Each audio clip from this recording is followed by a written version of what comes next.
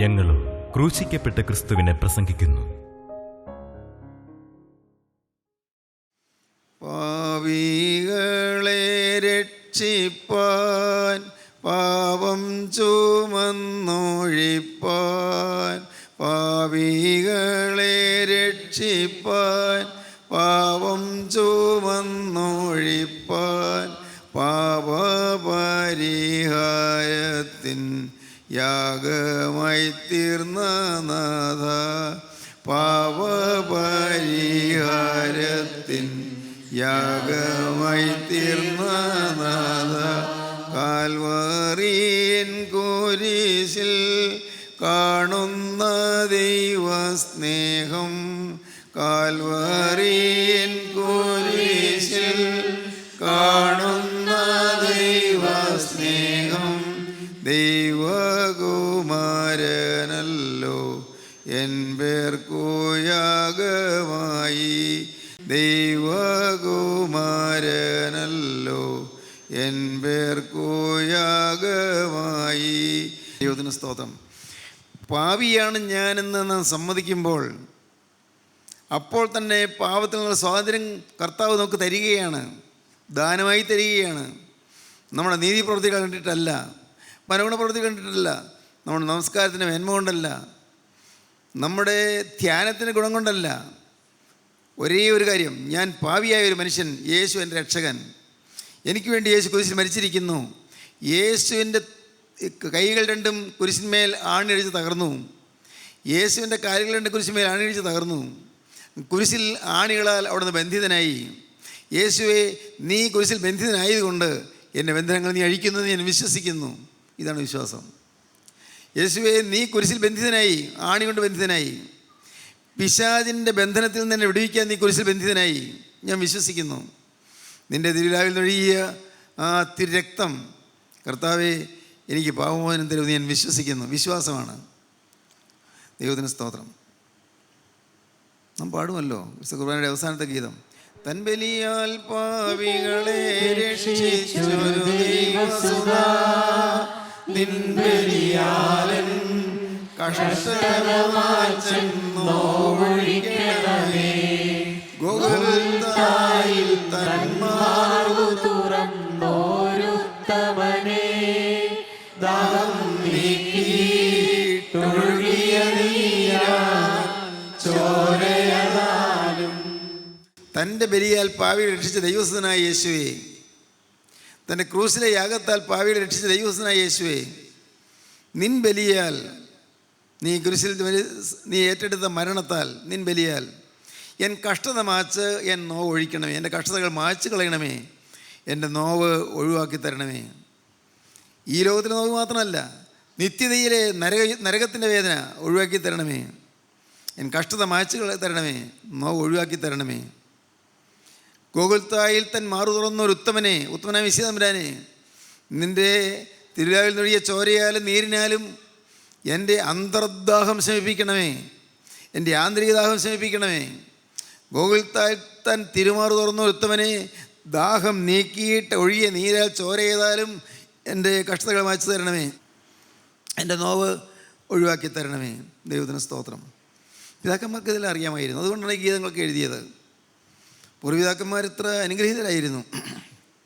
പൂർവീക പിതാക്കന്മാർ, പുണ്യപിതാക്കന്മാർക്ക് എല്ലാം അനുഭവമായിരുന്നു, അതുകൊണ്ട് അവരെല്ലാം എഴുതി വെച്ചു. ഇന്ന് നമുക്കത് ധ്യാനിക്കാൻ നമുക്ക് കിട്ടിയിരിക്കുന്നു. ദൈവത്തിന് സ്തോത്രം. പ്രിയപ്പെട്ടവരെ, നിങ്ങൾ കേൾക്കൂ, നിങ്ങളുടെ ജീവിതത്തിൽ പാപത്തിൽ നിന്ന് സ്വാതന്ത്ര്യം പ്രാപിക്കാൻ കർത്താവ് നിങ്ങളെ ആഹ്വാനം ചെയ്യുകയാണ്. സൗജന്യമായി പാപത്തിൽ നിന്ന് സ്വാതന്ത്ര്യം തരാമെന്നാണ് പറയുന്നത്. എത്രയോ പേര് ഞെളിവിരിക്കൊള്ളുന്നു, പാപത്തിൽ ഞെളിവിരിക്കൊള്ളുന്നു. ദൈവത്തിന് സ്തോത്രം.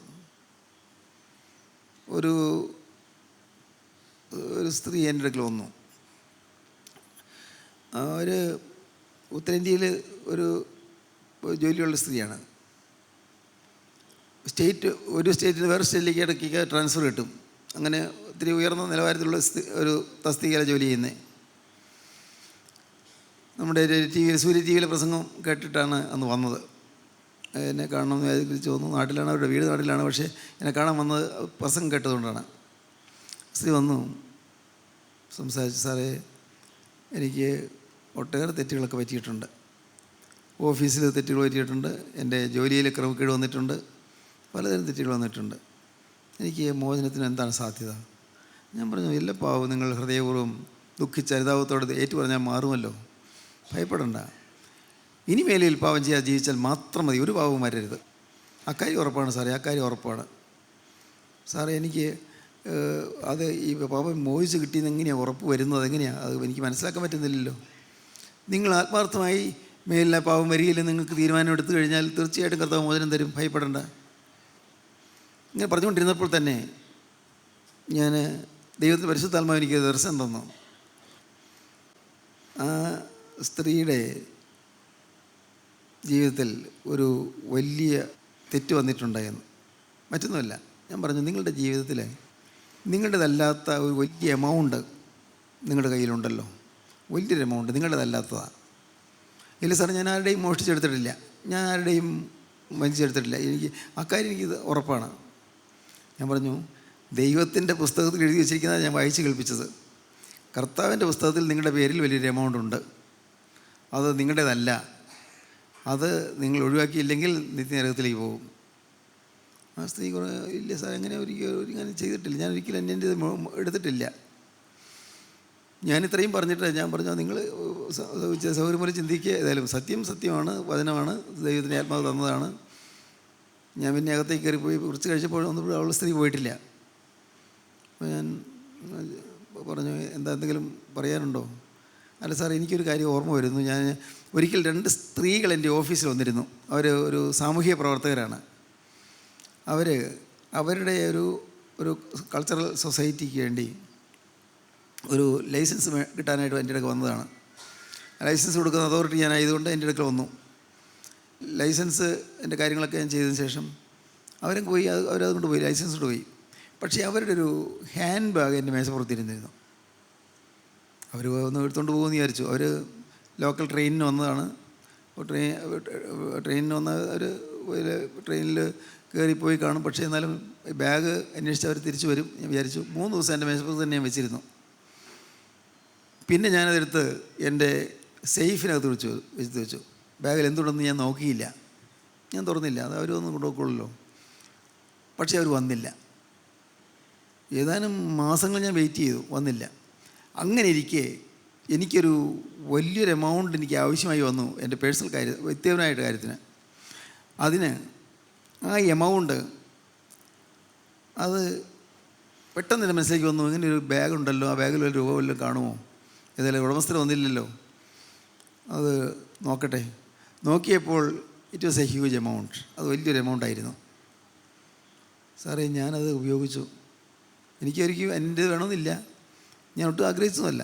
പക്ഷേ അവർ മറന്നു വീട്ടിച്ച് പോയി. ഞാൻ പിന്നെ അവരെ നോക്കി, അവരെ വിളിച്ചറിയിക്കാൻ നോക്കി. പക്ഷേ ഞാൻ അവരെ വിളിച്ചറിയിക്കാൻ നോക്കിയപ്പോഴത്തേക്ക് എനിക്ക് അവരോട് കോൺടാക്റ്റ് ചെയ്യാൻ പറ്റുന്നില്ല. അപ്പോഴത്തേക്കും ഞാൻ വേറൊരു സ്റ്റേറ്റിലേക്ക് ഞാൻ ട്രാൻസ്ഫർ ഇട്ട് പോരുകയും ചെയ്തു. അപ്പോൾ അതാണോ സാർ ഉദ്ദേശിച്ചത്? ഞാൻ പറഞ്ഞു, അത് തന്നെയാണ് എമൗണ്ട്. നിങ്ങളുടെ അവകാശപ്പെടാത്തത് നിങ്ങളുടെ കൈവശം വന്നു. നിങ്ങൾ മനസ്സറിഞ്ഞ് പിടിച്ചു വച്ചതൊന്നുമല്ല, പക്ഷേ നിങ്ങൾക്ക് അവകാശപ്പെടാതെ നിങ്ങളുടെ കൈവശം വന്നു. നിങ്ങൾക്ക് ബന്ധനമാണ്, അത് നിങ്ങൾക്കൊരു വലിയ ബന്ധനമാണ് സാറേ. ഇനി അത് എന്താ ചെയ്യുക?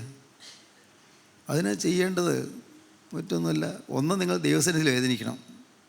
തെറ്റ് പറ്റിയെന്നുള്ള ദൈവസന്നിധിയിൽ അലറി കരയണം. അന്യൻ്റെ ഇത് കൈവശം വന്നു പോയില്ലേ, അത് നിങ്ങൾക്കൊരു ശാപമാണത്. അന്യൻ സമ്പാദിച്ച സ്വത്തല്ലേ നിങ്ങളുടെ കൈവശം വന്നത്, വലിയ തെറ്റാണത്. അത് മാത്രമല്ല നിങ്ങളത് തിരിച്ചു കൊടുക്കാൻ നോക്കിയെങ്കിലും സാധിച്ചില്ല. എങ്ങനെയെങ്കിലും കൊടുത്തേ പറ്റുമെന്ന് നിർബന്ധം ഉണ്ടായിരുന്നെങ്കിൽ കൊടുക്കാൻ പറ്റിയനെ. നിങ്ങൾ ആ സ്റ്റേറ്റിൽ പോയി ഒത്തിരി റിസ്ക് എടുക്കണം, കുറച്ച് വിഷമിക്കണം, കുറച്ച് പ്രയാസപ്പെടണം, അധ്വാനിക്കണം. അവിടെ പോയി ആ സ്ഥാപനം ഏതാണെന്ന് അന്വേഷിക്കണം. അവിടെ നിങ്ങൾ അത് കണ്ടുപിടിച്ച് കൊടുക്കണം. ഇല്ലെങ്കിൽ നിങ്ങൾക്ക് നഷ്ടമാണ്, നാശമാണ്. സാറേ, ഞാൻ ചെയ്തോളാം, ഞാൻ ആ കാര്യം ചെയ്തോളാം. ദൈവത്തിന് സ്തോത്രം. നോക്കൂ, മനസ്സറിയാതെ ഒരു ബന്ധമെന്ന് കയറിയതാണ്. ഒരു ബന്ധനം, പൈശാചിക ബന്ധനം. സ്നേഹിതരെ, ഞാൻ ചോദിക്കട്ടെ, നിങ്ങളുടേതല്ലാത്ത എന്തെങ്കിലും നിങ്ങളുടെ കൈവശമുണ്ടോ? എന്തെങ്കിലും നിങ്ങളുടേതല്ലാത്തത്, നിങ്ങൾ അല്ലാത്തത് ഏതെങ്കിലും നിങ്ങൾ എടുത്തിട്ടുണ്ടോ? നിങ്ങളതെടുത്ത് ഉപയോഗിച്ചിട്ടുണ്ടോ? നഷ്ടമാണ്. നഷ്ടം നിങ്ങൾക്കാ നഷ്ടം, അതിൻ്റെ ഉടമസ്ഥനല്ല നഷ്ടം, നിങ്ങൾക്കാ നഷ്ടം. ഉടമസ്ഥന് ആ സാധനം പോയി എന്നേ ഉള്ളൂ. നിങ്ങൾക്ക് നഷ്ടം, ആത്മാവിന് നഷ്ടമാണ്, തീരാത്ത നഷ്ടമാണ്. നരകത്തിലേക്ക് പോകുന്ന ഭയാനകമായ അവസ്ഥയാണ് വരുന്നത്. പിശാചിൻ്റെ കയ്യിൽ അകപ്പെട്ട് കഴിഞ്ഞു, സാത്താൻ്റെ കയ്യിൽ അകപ്പെട്ട് കഴിഞ്ഞു. ചിന്തിച്ച് നോക്കണം, എൻ്റേതല്ലാത്തത്. അപ്പോൾ നിങ്ങൾക്ക് തോന്നും, അപ്പം എനിക്ക് തരേണ്ട സ്വത്തും തന്നില്ല. അപ്പോൾ ഞാനവിടെ ചെന്നപ്പോൾ അവിടെ ഒരു മാല ഇരിക്കുന്നുണ്ട്, ഞാൻ എടുത്തുകൊണ്ട് വന്നു. അപ്പം എനിക്ക് തരേണ്ടതൊന്നും തന്നില്ല. അനിയത്തിക്കാണെങ്കിൽ ഇഷ്ടം പോലെ കൊടുത്തു, എനിക്ക് തന്നില്ല. അപ്പോൾ ഞാൻ എടുത്ത് തെറ്റൊന്നുമില്ല എന്നൊക്കെ വിചാരിക്കുന്ന ആളുകളുണ്ട്. അതും തെറ്റ്. അപ്പൻ മനസ്സറിഞ്ഞ് തരാതെ, സന്തോഷത്തോടെ തരാതെ ഒന്നും വാങ്ങരുത്, ഒന്നും എടുക്കരുത്, സ്വന്തമായിട്ട് എടുക്കരുത്. നഷ്ടമല്ല, നിങ്ങളുടെ അപ്പൻ തിരിച്ചുവേദം കാണിച്ചെങ്കിൽ അപ്പനാ നഷ്ടം, അപ്പൻ്റെ പാവം. നിങ്ങൾക്ക് തരേണ്ട സ്വത്ത് അപ്പൻ വീതിച്ച് തന്നില്ലെങ്കിൽ അപ്പനാ നഷ്ടം, അപ്പൻ്റെ ആത്മാവ് നഷ്ടം. പക്ഷേ നിങ്ങൾക്ക് കുഴപ്പമൊന്നും വരില്ല, നിങ്ങൾക്ക് കുറവും വരില്ല. ദൈവത്തിന് സ്തോത്രം. പ്രിയപ്പെട്ടവരെ, ഞാൻ പറയുന്നതിൻ്റെ പൊരുൾ നിങ്ങൾക്ക് മനസ്സിലാകുമോ? അതുകൊണ്ട് നമ്മുടെ ജീവിതത്തിൽ സാത്താൻ അവകാശമുള്ളത് എന്തെല്ലാം ഉണ്ടോ എല്ലാം പറിച്ചെറിഞ്ഞ് കളഞ്ഞുകൊള്ളുക. എന്തെല്ലാം ഉണ്ടോ, അശുദ്ധമായ ജീവിതം, അശുദ്ധമായ ബന്ധങ്ങൾ, അഴുക്കായ ബന്ധങ്ങൾ, ഹീനമായ ജീവിതം, പുറത്തു പറയാൻ അറയ്ക്കുന്നതായ ബന്ധങ്ങൾ. ചെറുപ്പക്കാരല്ല മുതിർന്നവരും സ്വന്തം ഭാര്യയല്ലാതെ അന്യ സ്ത്രീകളുടെ കൂടെ ജീവിക്കാൻ പോകുന്നു. അവിവാഹിതരായ ചിലർ വിവാഹത്തിന് മുൻപ് പെൺകുട്ടികളുമായി അടുത്ത് പെൺകുട്ടികളെ വലവീശി പിടിച്ച് അനർത്ഥത്തിലേക്ക് പോകുന്നു, നാശത്തിലേക്ക്, അഴുക്കിലേക്ക് പോകുന്നു. ചീത്ത ശീലങ്ങൾ. ഞാൻ പറയാറുണ്ടല്ലോ, ഈ മാടക്കടകളിൽ നിന്നും നിങ്ങൾ വാങ്ങിച്ച് കഴിക്കരുത്. ഈ കഞ്ചാവ്, മയക്കുമരുന്ന് മുതലായ സാധനങ്ങളെല്ലാം സുലഭമായി കിട്ടും. ഒന്നും തൊടരുത്. ആരെങ്കിലും സൗജന്യമായി തന്നാലും തൊടരുത്. ഒന്നും എടുത്തു പോകരുത്. അതെല്ലാം നിങ്ങളെ അപകടത്തിലേക്ക് നയിക്കും, അനർത്ഥത്തിലേക്ക് നയിക്കും. പ്രണയലേഖനങ്ങൾ, പ്രേമ അഭ്യർത്ഥനകൾ, ഇതെല്ലാം നാശത്തിലേക്ക് കൊണ്ടുപോകും. ഇതെല്ലാം യൗവന ചാബല്യങ്ങളെന്ന് വിചാരിച്ച് വെറുതെ തള്ളിക്കളയേണ്ട കാര്യങ്ങളല്ല. എല്ലാം മഹാഭാവങ്ങളാണ്. പിശാചുക്കൾ കൂട്ടം കൂടി വിഴുങ്ങിക്കളയും. അവസാനം നരകത്തിലേക്ക് കൊണ്ടുപോയി തള്ളുകയും ചെയ്യും. പിശാചുക്കൾ കൂട്ടത്തോടെ ചിരിക്കും. നരകത്തിൽ കിടന്ന് നിങ്ങൾ പിടയുമ്പോൾ പിശാചുക്കൾ ചിരിക്കും. ദൈവ സൃഷ്ടിയെ എനിക്ക് കിട്ടിയല്ലോ എന്ന് പറഞ്ഞ് പിശാചുക്കൾ ആനന്ദത്തോടെ അവൻ കൂത്താടും. ദൈവത്തിന് സ്തോത്രം. ആത്മാവിൽ മരിച്ചിരിക്കുന്നു. ആത്മാവിൽ മരണം. ആത്മാവിൽ മരണം എന്ന് പറഞ്ഞാൽ ആത്മാവിൽ ബന്ധനം വന്നു, മരണം. പുറമേ മരിച്ചിട്ടില്ല, അകമേ മരണം. അകമേ മരിച്ച മനുഷ്യന് ജീവൻ ആവശ്യമാണ്. അതാണ് യോഹന്നാൻ 3:3 കർത്താവ് പറയുന്നത്. യോഹന്നാൻ 3:3 ശേഷം 3-ാം അധ്യായം 3-ാം വാക്യം. യേശു അവനോട്, ആമേൻ ആമേൻ ഞാൻ നിന്നോട് പറയുന്നു, പുതുതായി ജനിച്ചില്ല എങ്കിൽ ദൈവരാജ്യം കാണുവാൻ ആർക്കും കഴിയില്ല എന്ന് ഉത്തരം പറഞ്ഞു. നിക്കോദീമോസ് എന്ന് പറയുന്ന ഒരു പ്രമാണി, വലിയൊരു പരീക്ഷ പ്രമാണിയാണ്, വലിയ ന്യായശാസ്ത്രിയാണ്, പണ്ഡിതനാണ്, സന്നദ്ധി സംഘത്തിലെ അംഗമാണ്, ദേവാലയത്തിലെ മുഖ്യ ഉപദേഷ്ടാവുമാണ്. ആ നിക്കോദീമോസ് രാത്രിയിൽ കർത്താവിൻ്റെ അടുക്കൽ വന്നു. കർത്താവിനോട് പറഞ്ഞു, നീ ചെയ്യുന്ന കാര്യങ്ങളെല്ലാം കണ്ടിട്ട് നീ ഒരു സാക്ഷാൽ യഥാർത്ഥമായി ദൈവത്തിൻ്റെ അടുക്കൽ നിന്ന് വന്നവനാണെന്ന് ഞങ്ങൾക്ക് മനസ്സിലാകുന്നുണ്ട്. ദൈവത്തിൻ്റെ അടുക്കൽ നീ ഉപദേഷ്ടാവായി വന്നവനാണ്, നീ ഒരു നല്ല ഉപദേഷ്ടാവാണെന്ന് ഞങ്ങൾക്ക് മനസ്സിലാകുന്നുണ്ട്. ഇത്രയും പറഞ്ഞപ്പോഴേക്കും കർത്താവ് പറഞ്ഞു, നിർത്ത്, എന്നെ പ്രശംസിച്ചെന്ന് പറയണ്ട. പുതുതായി ജനിച്ചില്ലെങ്കിൽ നീ ദൈവത്തിൽ കിടക്കുകയില്ല. എന്നെ പ്രശംസിച്ചുകൊണ്ടും ദൈവത്തിൽ കിടക്കുകയില്ല. ഞാൻ ദൈവത്തിൻ്റെ അടുക്കൽ നിന്ന് വന്നവനാണെന്ന് നീ പറഞ്ഞിട്ടും ദൈവത്തിൽ നീ കിടക്കുകയില്ല. എന്നെക്കുറിച്ച് എത്ര നല്ല അഭിപ്രായം നീ പറഞ്ഞാലും നീ ദൈവരാജ്യത്തിൽ കിടക്കുകയില്ല. നീ ദൈവരാജ്യത്തിൽ കിടക്കണമെങ്കിൽ നീ പുതുതായി ജനിക്കണം. പുതുതായി ജനിച്ചില്ലെങ്കിൽ ദൈവരാജ്യം കാണുവാൻ ആർക്കും കഴിയുകയില്ല. നിക്കോദീമോസിന് മനസ്സിലായില്ല, എന്തായി പറയുന്നത്, പുതുതായി ജനിക്കേ, എങ്ങനെ സാധിക്കും? അത് കർത്താവ്, നീ ഇസ്രായേലിൻ്റെ ഉപദേഷ്ടാവായിരുന്നിട്ട് നിനക്ക് മനസ്സിലായില്ലേ ഞാൻ പറഞ്ഞത്? ഇസ്രായേലിൻ്റെ ഉപദേഷ്ടാവാണല്ലോ, എന്നിട്ട് നിനക്ക് ഞാൻ പറയുന്നത് മനസ്സിലാകുന്നില്ലേ? നിക്കോദീമോസ് പറഞ്ഞു, എനിക്ക് മനസ്സിലാകുന്നില്ല. വെള്ളത്താലും ആത്മാവിനാലും ജനിച്ചില്ലെങ്കിൽ ദൈവരാജ്യം കാണുവാൻ ആർക്കും കഴിയില്ല. അവിടെ വെള്ളം എന്ന് പറഞ്ഞാൽ വെറും വെള്ളമല്ല, വചനമാണ്. വചനം, വെള്ളം, ദ വാട്ടർ ഓഫ് ലൈഫ്, ജീവൻ്റെ വചനം. അതാണ് ജീവൻ്റെ വചനം. വെള്ളത്താൽ ആത്മാവിനാലും ജനിച്ചില്ലെങ്കിൽ ദൈവരാജ്യം കാണുവാൻ ആർക്കും കഴിയുകയില്ല. ആത്മാവിനാൽ ജനനം വരണം, തിരുവചനം കേട്ട് ജനനം വരണം, വീണ്ടും ജന്മം തരുന്നതായ വചനം. കെടുന്ന ബീജത്താലല്ല, കടാത്തതിനാൽ നിലനിൽക്കുന്ന ദൈവവചനത്താൽ തന്നെ നിങ്ങൾ വീണ്ടും ജനിച്ചിരിക്കുന്നു. ദൈവവചനം വരണം, ദൈവവചനം കേട്ട് മാനസാന്തരപ്പെടണം. അങ്ങനെയാണ് വീണ്ടും ജനം കിട്ടുന്നത്. ഒന്നും മനസ്സിലായില്ല, എനിക്ക് മനസ്സിലാകുന്നില്ല. കർത്താവ് പറഞ്ഞു, കാറ്റ് ഇഷ്ടമുള്ളിടത്ത് തോന്നുന്നു, അതിന് ശബ്ദം നീ കേൾക്കുന്നു, അത് എവിടെ നിന്ന് വരുന്നു, എവിടേക്ക് പോകുന്നു നീ അറിയുന്നില്ല. ആത്മാവിനാൽ ജനിച്ചാൽ ഇങ്ങനെയായിരിക്കും.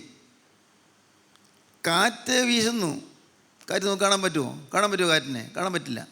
പക്ഷേ കാറ്റ് വീശുമ്പോൾ അപ്പോൾ മരത്തിൻ്റെ ചില്ലകൾ ചലിക്കുന്നത് നാം കാണുന്നു, ചില ഇലകളെല്ലാം കൊഴിഞ്ഞു വീഴുന്നത് നാം കാണുന്നു. കാറ്റ് വീശുമ്പോൾ പൊടിയോടെല്ലാം പടർന്ന് ആകെ വിതറുന്നത് നാം കാണുന്നു.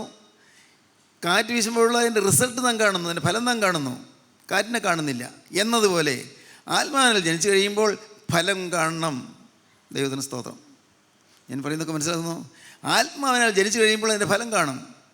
ആത്മാവിനാൽ ജനിച്ചു കഴിഞ്ഞാൽ പഴയ കോപമില്ല, പഴയ വാശിയില്ല, പഴയ പിണക്കമില്ല, പഴയ ശാഠ്യമില്ല, പഴയ അഴുക്കായ ചിന്തകളില്ല, പഴയ ചീത്ത കൂട്ടുകെട്ടില്ല, പഴയ വെറുക്കൂത്തില്ല, പഴയ സിനിമയില്ല, പഴയ അശുദ്ധ ജീവിതമില്ല. എല്ലാം ആത്മാവിനാൽ ജനിച്ചാൽ പഴയതെല്ലാം മാറി, ഇതാ പുതുതായി തീർന്നിരിക്കുന്നു. സ്തോത്രം. ഒരുത്തൻ ക്രിസ്തുവിലായാൽ പുതിയ സൃഷ്ടിയാകുന്നു, പഴയത് കഴിഞ്ഞുപോയി, ഇതാ പുതുതായി തീർന്നിരിക്കുന്നു. പുതിയ അനുഭവം. ദൈവത്തിന് സ്തോത്രം. പ്രിയപ്പെട്ടവരെ, നിങ്ങൾക്ക് മനസ്സിലാകുന്ന രീതിയിലല്ലേ ഞാൻ പറയുന്നത്? ലളിതമല്ലേ? ഞാൻ ആത്മാവിനാൽ ജനിച്ചവനല്ലായിരുന്നു. നമസ്കാരം ഉണ്ടായിരുന്നു, പള്ളി പോകുമായിരുന്നു, നമസ്കാരം എല്ലാം കൃത്യമായിട്ട്, നോമ്പെല്ലാം കൃത്യമായിട്ട്, എല്ലാം ചിട്ടപ്പെടാൻ കഴിയുന്നു. മനസ്സറിഞ്ഞൊരു വേണ്ടാതിനത്തിന് പോയിട്ടുമില്ല. അരുതാത്ത ഒരു കാര്യം വന്നില്ല. പോലിച്ചില്ല, മദ്യപിച്ചില്ല, വൃത്തികെട്ട ജീവിതമില്ല, സിനിമയില്ല, കൂട്ടുകെട്ടില്ല, കൊള്ളരുതാത്ത ഒന്നുമില്ല. എന്നാൽ എൻ്റെ ഉള്ളിൽ തിന്മയുണ്ടായിരുന്നു, പാവമുണ്ടായിരുന്നു. ഉള്ളിൽ ചിലരുടെ നീരസം ഉണ്ടായിരുന്നു, ചിലരുടെ ഇഷ്ടക്കേടുണ്ടായിരുന്നു, ചിലരുടെ മുഷിച്ചിലുണ്ടായിരുന്നു, ഉള്ളിൽ നിരാശയും ഉണ്ടായിരുന്നു. അത് ഞാൻ നിങ്ങളോട് പറഞ്ഞിട്ടുണ്ടല്ലോ നേരത്തെ. നിരാശ, ഒരു വയസ്സപ്പം മരിച്ചതുകൊണ്ടുള്ളതായ ആ നിരാശ എങ്ങനെ വിഷമിച്ച് വലഞ്ഞ് മനസ്സ് ഉരുകിയാൻ കഴിയുകയായിരുന്നു. കോപം, ഭയങ്കരമായ കോപം എനിക്കുണ്ടായിരുന്നു, ഭയങ്കരമായ കോപം. ദൈവത്തിന് സ്തോത്രം. 17-ാമത്തെ വയസ്സിൽ വചനം കേട്ടപ്പോൾ അപ്പോഴെനിക്ക് മനസ്സിലായത് ഞാനൊരു പാപിയാണ് എന്ന്. അതുവരെ എനിക്ക് പാവമില്ലല്ലോ, മറ്റാളുകൾ പാവം എന്ന് പറയുന്നത് എനിക്കില്ല. മനസ്സറിഞ്ഞ് ആരെയും ഉദ്ധരിച്ചിട്ടില്ല, ഒരു ചീത്ത വാക്ക് പറഞ്ഞിട്ടില്ല, ആർക്കും എതിരെ ഒന്നും മിണ്ടിയിട്ടില്ല, കഴിവുള്ള ഉപകാരം ചെയ്തിട്ടേ ഉള്ളൂ. കുഴപ്പമില്ലല്ലോ. സൺഡേ സ്കൂളുണ്ട്, പള്ളിയിലെ എല്ലാ കാര്യങ്ങളും ഞാൻ മുൻപന്തിൽ തന്നെയാണ്. ഞാൻ അയ്മേനിയാണെങ്കിൽ ഞാൻ മധുവായുടെ താഴെയുള്ള തടയിൽ നിന്നുകൊണ്ട് സ്ലീഹ വായിക്കും. ആദ്യം പഴയം വായിക്കുന്ന സമയത്ത് പഴയം വായിക്കും. ഇതെല്ലാം ഞാൻ ചെയ്തുകൊണ്ടിരുന്നു. ശുശ്രൂഷയ്ക്ക് അങ്ങനെ കൂടിക്കൊണ്ടിരുന്നു, എല്ലാം ഉണ്ട്. പക്ഷേ എൻ്റെ ഉള്ളം ചീഞ്ഞിരിക്കുന്നത് ഞാൻ അറിഞ്ഞില്ല. ഹൃദയത്തിൽ ദുഷ്ടതയുണ്ടെന്ന് ഞാൻ അറിഞ്ഞില്ല, ഹൃദയത്തിൽ അശുദ്ധിയുണ്ടെന്ന് ഞാൻ അറിഞ്ഞില്ല, ഹൃദയത്തിൽ തിന്മയുണ്ടെന്ന് ഞാൻ അറിഞ്ഞില്ല. വചനം കേട്ടപ്പോൾ കണ്ണ് തുറന്നു, വചനം കേട്ടപ്പോൾ ഹൃദയം തുറന്നു. മനസ്സിലായി, ആത്മാവ് മരിച്ചിരിക്കുന്നു. അന്ന് ദൈവസേനയിൽ വലിയൊരു തീരുമാനമെടുത്തു, വലിയൊരു തീരുമാനം. ഇനി ഞാൻ പഴയ മനുഷ്യനല്ല. ഇന്നു മുതൽ യേശുവേ ഞാൻ നിൻ്റെ വക, ഇന്നു മുതൽ യേശുവേ ഞാൻ നിൻ്റെ വക. പിന്നെ ഒരു സമാധാനത്തിൻ്റെ ജീവിതമായിരുന്നു, പിന്നെ പ്രത്യാശയുടെ ജീവിതമായിരുന്നു, പിന്നെ സന്തോഷം നിറഞ്ഞൊരു ജീവിതമായിരുന്നു, പിന്നെ സ്നേഹം എന്താ എന്ന് അറിഞ്ഞ് അനുഭവിക്കുന്ന ജീവിതമായിരുന്നു. ക്രിസ്തുവിൻ്റെ സ്നേഹം എന്നിലേക്ക് ഒഴുകാൻ തുടങ്ങി. ഹൃദയത്തിൽ ആ സ്നേഹം നിറയാൻ തുടങ്ങി. ആ സ്നേഹത്തിൽ കൂടി എല്ലാവരെയും കാണാൻ തുടങ്ങി. ക്രിസ്തുവിൻ്റെ ഭാവത്തോടെ എല്ലാവരെയും നോക്കാൻ തുടങ്ങി. പാവം ചെയ്യുന്ന മനുഷ്യനോടും പാവത്തോടും അറപ്പും വെറുപ്പും തോന്നി. പാവം വിട്ട് വരുന്ന പാവിയോട് സ്നേഹവും അനുകമ്പയും തോന്നി. ദൈവത്തിന് സ്തോത്രം, ദൈവത്തിന് സ്തോത്രം. കർത്താവ് എന്നെ പയ്യെ മെനയാൻ തുടങ്ങി. എൻ്റെ ജീവിതത്തിലാകെ കർത്താവ് രൂപാന്തരം വരുത്താൻ തുടങ്ങി. വലിയ വ്യത്യാസങ്ങൾ വന്നു. ദൈവത്തിന് സ്തോത്രം. ഭൗതികമായി എനിക്ക് ഐശ്വര്യം തോന്നുന്നു, ഭൗതികമായിട്ടും. ആത്മീയമായിട്ട് ജീവൻ കിട്ടിയതോടുകൂടി എല്ലാം നേരെയായി. രോഗങ്ങൾ മാറി. എന്നൊക്കെ ആ ചെറുപ്രായത്തിൽ രോഗം ഉണ്ടായിരുന്നു. രോഗങ്ങൾ മാറുന്നു, പ്രയാസങ്ങൾ മാറുന്നു, ആകുലങ്ങൾ മാറുന്നു, ജീവിതത്തിലെ കഷ്ടപ്പാടുകൾക്കൊരു പൊറുതി വരുന്നു, എൻ്റെ ജീവിതം അഭിവൃദ്ധിപ്പെടുന്നു. എല്ലാ രംഗത്തും അഭിവൃദ്ധി, എല്ലായിടത്തും. സ്തോത്രം. ഒറ്റയ്ക്കൊരു കാരണം, എൻ്റെ അഭിവൃദ്ധിക്ക് ഒറ്റയ്ക്കൊരു കാരണം കർത്താവായ യേശു മാത്രം, യേശു ക്രിസ്തുവിൻ്റെ സ്നേഹം മാത്രം. എന്നെ ഞാൻ ഇന്ന് ആയിരിക്കുന്നത് ഞാനാക്കിയത് യേശുവാണ്. ഈ സമാധാനം തന്നത് യേശുവാണ്. എനിക്ക് ആശ്വാസം തന്നത് യേശുവാണ്. എൻ്റെ നീറുന്ന പ്രശ്നങ്ങൾക്ക് പരിഹാരം തന്നത് യേശുവാണ്. എൻ്റെ ആത്മാവിൻ്റെ മരണം മാറ്റി എനിക്ക് ജീവൻ തന്നത് യേശുവാണ്. പ്രിയപ്പെട്ടവരെ, നിങ്ങൾക്ക് യേശുവിനെ വേണമോ? യേശു ഇതാ ക്രൂശിന്മേൽ കിടക്കുന്നു. അരിമത്തിക്കാരൻ യോസേഫും നിക്കോദിമോസും കൂടെ കല്ലറയ്ക്കൽ ചെന്നു. ആ കുരിശ് പാറയുടെ വിള്ളലിൽ താഴ്ത്തി വെച്ചിരുന്നതായി കുരിശ് പയ്യെ അവർ ചായച്ചു. അവർ രണ്ടുപേരും കൂടെ ചായച്ചു. അരിമത്യക്കാരൻ യോസേപ്പ് ഒരു ശീലയെടുത്ത് ചുറ്റിയിരുന്നു. ആ മാറിലേക്ക്, അരിമത്യക്കാരൻ യോസേപ്പിൻ്റെ മാറിലേക്ക് ഓരോ ആണി ഊരി ഊരി യേശുവിൻ്റെ ശരീരം ചാഞ്ഞു വന്നപ്പോൾ ആ മാറിലേക്ക് ചാരി കിടത്തി. കർത്താവിൻ്റെ ശരീരം അരിമത്യക്കാരൻ യോസേപ്പിൻ്റെ മാറിലായി. അവർ രണ്ടുപേരും കൂടെ നടന്നു. അവിടെ കല്ലറയ്ക്കിൽ ദൈവത്തിന് സ്തോത്രം, കല്ലറയിലേക്ക് കൊണ്ടുപോയി. ദൈവത്തിന് സ്തോത്രം. പ്രിയപ്പെട്ടവരെ, അരിമത്യക്കാരൻ യോസേപ്പ് കർത്താവിൻ്റെ തിരുശരീരം ചുമന്നു. നിക്കോദിമോസ് കൂടെ നിന്നു. അനുഗ്രഹമായ ഒരു അനുഭവമായിരുന്നു. യേശുവിൻ്റെ തിരുശരീരം ഏറ്റുവാങ്ങി. ഇന്ന് എൻ്റെ പ്രിയ സഹോദരീ സഹോദരന്മാരെ, നിങ്ങൾക്ക് യേശുവിൻ്റെ തിരുശരീരം നിങ്ങൾക്ക് ഏറ്റുവാങ്ങാം. നിങ്ങൾ ചെയ്ത പാപം മൂലം കുരിശിൽ മുറിവേറ്റ് കിടക്കുന്ന, ആണിയടിച്ച് കിടക്കുന്ന യേശുവിനെ നിങ്ങൾക്ക് ആ ആണികൾ ഊരി ഊരിയെടുത്ത്, കർത്താവേ, ഞാൻ മൂലമാണല്ലോ നിൻ്റെ കയ്യിൽ ആണിയടിച്ചത്, എൻ്റെ പാവം മൂലമാണല്ലോ നിൻ്റെ കയ്യിൽ ആണിയടിച്ചത്, എൻ്റെ പാവം മൂലമാണല്ലോ നിൻ്റെ ശിരസിൽ മുൾമുടി വെച്ചത്, എൻ്റെ പാവം മൂലമാണല്ലോ നിൻ്റെ കാലിൽ ആണിയടിച്ചത്, എൻ്റെ കർത്താവേ, നിൻ്റെ പുറം ഒഴിവുചാല് പോലെ കയറിയതിന് കാരണം ഞാനാണല്ലോ, എൻ്റെ പാവമാണല്ലോ. അത് തിരിച്ചറിഞ്ഞുകൊണ്ട് കർത്താവേ, ഈ പാവി എന്നോട് കണ്ടു തോന്നണമേ എന്ന് പറഞ്ഞ് പ്രാർത്ഥിച്ചുകൊണ്ട് നിങ്ങൾ യേശുവിനെ മാറോടക്കി ചേർത്ത് പിടിക്കുക. ദൈവത്തിന് സ്തോത്രം. യേശുവിൻ്റെ തിരുശരീരം നിങ്ങളുടെ മാറോട് ചേരും. ദൈവത്തിന് സ്തോത്രം. പ്രിയപ്പെട്ടവരെ, ഇന്ന് യേശു നിങ്ങളെ വിട്ടു പോകുകയില്ല, നിങ്ങളെ മാറി കടന്നു പോകുകയില്ല. നിങ്ങളെ സ്നേഹിച്ച യേശുവിൻ്റെ അരികിലേക്ക് വന്നിരിക്കുകയാണ്.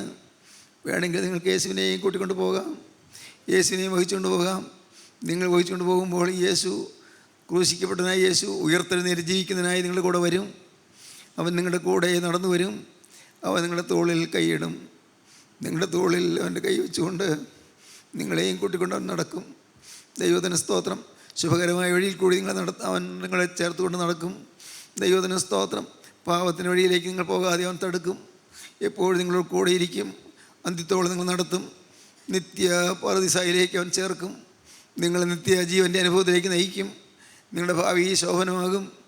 നിങ്ങൾ മാതാപിതാക്കളെ അനുസരിക്കുന്നവരായി തീരും. നിങ്ങൾ മക്കളെ സ്നേഹിക്കുന്നവരായി തീരും. നിങ്ങളുടെ ജീവിതം ഭാസുരമായി തീരും. നിങ്ങളുടെ ഭാവി ശോഭനമായി തീരും. എല്ലാ അനുഗ്രഹങ്ങളും നിങ്ങൾക്ക് ലഭിക്കും. യേശു ഇതാ നിങ്ങളുടെ അരികത്തുണ്ട്. ഉയർത്തെഴുന്നേറ്റ് മിശിഹ നിങ്ങളുടെ അരികത്തുണ്ട്. നിങ്ങൾ നോക്കിയാൽ പുറമേ കാണുന്നില്ലെങ്കിലും യേശു നിങ്ങളുടെ അരികത്തുണ്ട്. നിങ്ങൾ വിശ്വസിക്കുക. ആ യേശുവിൻ്റെ തൃക്കരം നിങ്ങളെ തൊടുവാൻ നിങ്ങളുടെ നേരെ നീട്ടുന്നു. ആ തൃക്കരം നിങ്ങളെ തൊടുമ്പോൾ പാപക്കറകൾ മാറുന്നു. ആ തൃക്കരം നിങ്ങളെ തൊടുമ്പോൾ നിങ്ങളുടെ അശുദ്ധിയെല്ലാം മാറുന്നു. ആ തൃക്കരം നിങ്ങളെ തൊടുമ്പോൾ പാപത്തിൽ മരിച്ച മനുഷ്യൻ ഉയർത്തെഴുന്നേൽക്കുന്നു. എൻ്റെ ദൈവമേ, നീ എന്നെ ഉയർത്തെഴുന്നേൽപ്പിച്ചല്ലോ, ഞാൻ പുതിയ സൃഷ്ടിയായല്ലോ. സന്തോഷത്തോടെ ദൈവത്തെ സ്തുതിച്ചുകൊണ്ട് നിങ്ങളുടെ ഇനിയുള്ള കാലം കഴിപ്പാൻ നിങ്ങൾക്ക് സാധിക്കുന്നു. എന്തോ ഒരു മഹാഭാഗ്യം, എന്തോ ഒരു മഹാസന്തോഷം. ക്രിസ്തീയ ജീവിതം മധുരമാണ്. ക്രിസ്തീയ ജീവിതം സൗഭാഗ്യമാണ്. ക്രിസ്തു ജീവിതം ആനന്ദദായകമാണ്. ക്രിസ്തു ജീവിതം മധുരതരമായ അനുഭവമാണ്. യേശുവിനോട് ചേർന്ന് നടക്കുക. യേശുവിന് വേണ്ടി നമ്മുടെ ആയുസ് ചെലവഴിക്കുക. ഈ ആയുസ് യേശുവിന് വേണ്ടി ചെലവഴിക്കുക. ആളുകൾ പരിഹസിച്ചു കൊള്ളട്ടെ, ആളുകൾ നിന്ദിച്ചു കൊള്ളട്ടെ, ആര് നിങ്ങൾ വെറുത്തു കൊള്ളട്ടെ, ആരെല്ലാം നിങ്ങളെ പകച്ചു കൊള്ളട്ടെ. ദൈവമേ, ആരെല്ലാം പകച്ചാൽ നിങ്ങൾ പേടിക്കേണ്ടതില്ല. യേശു നിങ്ങളുടെ കൂടെ ഉണ്ടായിരിക്കും. യേശു നിങ്ങളുടെ വേദനകൾ ഏറ്റെടുക്കും. നിങ്ങളുടെ നൊമ്പരങ്ങൾ യേശു ഏറ്റെടുക്കും. നിങ്ങളുടെ ഭാരങ്ങൾ യേശു ഏറ്റെടുക്കും. നിങ്ങളുടെ മുഖം യേശുവിൻ്റെ ജോലിലേക്ക് വയ്ക്കും. നിങ്ങൾ ഇനി ഭാരം ചുമന്ന് തളരണ്ട. നിങ്ങൾ ആകുലമേറ്റ് വിഷമിക്കേണ്ട. നിങ്ങളുടെ ഭാരങ്ങളെല്ലാം, ചുമടുകളെല്ലാം യേശു ഏറ്റെടുക്കും. ആ യേശു നിങ്ങളുടെ കൂടെ നടക്കും. അവൻ നിങ്ങൾക്ക് വേണ്ടി നിങ്ങളുടെ ഭാരങ്ങൾ ചുമന്നുകൊണ്ട് നിങ്ങളുടെ ഒപ്പം നടക്കും. ദൈവത്തിന് സ്തോത്രം. നിങ്ങളെ സ്വതന്ത്രനാക്കി കൂട്ടിക്കൊണ്ടുപോകും. സ്വാതന്ത്ര്യം നിങ്ങൾക്ക് തരും. ദൈവത്തിന് സ്തോത്രം. ഭാരങ്ങളിൽ നിന്ന് സ്വാതന്ത്ര്യം, പാപത്തിൽ നിന്ന് സ്വാതന്ത്ര്യം, പിശാചിൽ നിന്ന് സ്വാതന്ത്ര്യം, സ്വാതന്ത്ര്യം നിന്ന് നിങ്ങൾ നടത്തും. ദൈവത്തിന് സ്തോത്രം. ആർക്ക് വേണം ഈ യേശുവിനെ? യേശു നിങ്ങളുടെ അരികത്തേക്ക് വന്നിട്ടുണ്ട്. ഈ യേശുവിനെ ആർക്ക് വേണം? ഹല്ലേലൂയ. ഈ യേശുവിനെ നിങ്ങൾക്ക് വേണമോ പ്രിയപ്പെട്ടവരെ? നല്ലതായ യേശുവിനെ നിങ്ങൾ കൈക്കൊള്ളാമോ? യേശു ആരിലും ഉന്നതൻ, ആരിലും ശ്രേഷ്ഠൻ, 1000-10,000 പേരിൽ സുന്ദരൻ. ദൈവത്തിന് സ്തോത്രം. അവൻ 10,000 ശ്രേഷ്ഠൻ. എൻ്റെ പ്രിയൻ വെണ്മയും ചുവപ്പും കലർന്നവൻ. അവൻ 1000 സുന്ദരൻ. ദൈവത്തിന് സ്തോത്രം. ജീവനുള്ള ക്രിസ്തുവിൻ്റെ അരികത്തേക്ക് വന്നിരിക്കുന്നു. അവൻ്റെ തൃക്കരത്തിൽ, അവൻ്റെ കയ്യിൽ മുറിവേറ്റ പാടുണ്ട്. അവൻ്റെ തൃക്കരത്തിൽ ആ പാടുണ്ട്. ആ പാടിൽ തിരരക്തമുണ്ട്.